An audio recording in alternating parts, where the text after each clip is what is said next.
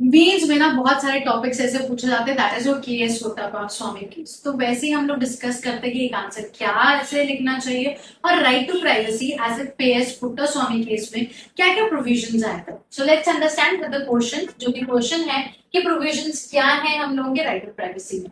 अब जब भी आप आंसर लिख रहे हैं तो इंट्रोडक्शन 3 लाइनों में कंक्लूड कर सकते हो। बच्चे ने बहुत तरीके अच्छे से बताया कि it's a fundamental right, year बताया, और उसका आपका आर्टिकल नंबर 21 के बारे में मेंशन कर।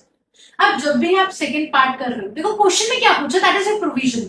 तो आपको यहाँ पे पैराफ्रेजिंग करनी जरूरी है बच्चे। तो यहाँ पे आपने क्या लिखा है, that is your provision made by this judgement. अब क्या प्रोविजन है, दैट इज योर 3। बॉडी की privacy, then is your information privacy, जहां पे आप ब्राउज आउट कर रहे हो, क्या सर्च कर रहे हो। और दूसरा आपका डिसीजनल प्राइवेसी, जहां पे आप लोग क्या डिसाइड कर रहे हो, आपकी क्या चॉइस है, आपको टूथपेस्ट कौन सा पसंद है, ये भी प्राइवेसी है हम लोगों की। बॉडी में आपकी मेडिकल सर्विसेज या फिजिकल सर्विसेज आ जाती हैं।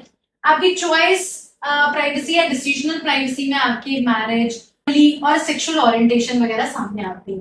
अब इसी आपकी वर्डिक्ट के अंदर 3-4 टेस्ट है। देखो बच्चे ने कितने अच्छे से लिखा है कि यहाँ पे 3-4 टेस्ट आया, जहां पे इन्होंने 1-2-3 आपके स्टेप्स के बारे में, दैट इज लीगैलिटी, क्या वो लीगल है। हम लोग जो आपकी प्राइवेसी अगर डाटा फेच कर रहे हैं, क्या इट इज लीगल। तो गूगल हमारे से कुछ कई बार आपकी चीजें मांगता है, तो आप उसको टिक भी कर दो, दैट इज द देयर। फिर लेजिटिमेट स्टेटिंग, क्या उसमें हमारी कोई नेशनल सिक्योरिटी को थ्रेट है, तो दैट इज लेजिटिमेट करना जरूरी है।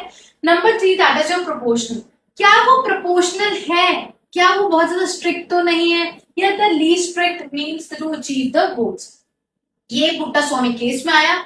ओवर द इयर्स हम लोगों ने देखा this test has been folded to your 4 ones।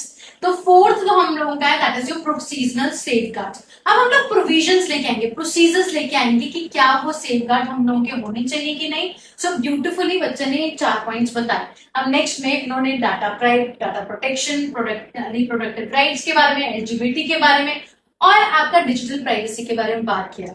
और आप ये भी बात कर सकते हो कि केएस पुट्टास्वामी ने किन आपके केसेस को ओवर रूल किया, that is your MP Sharma case and Khadak Singh case. इनको ओवर रूल किया क्योंकि इन्होंने बोला था कि right to privacy is not your fundamental right, whereas after your KS Puttaswamy के case your privacy is your fundamental right. And आप लोगों ने जल्दी से कमेंट करके मुझे ये बताना है कि आर्टिकल नंबर 21A किसके साथ है।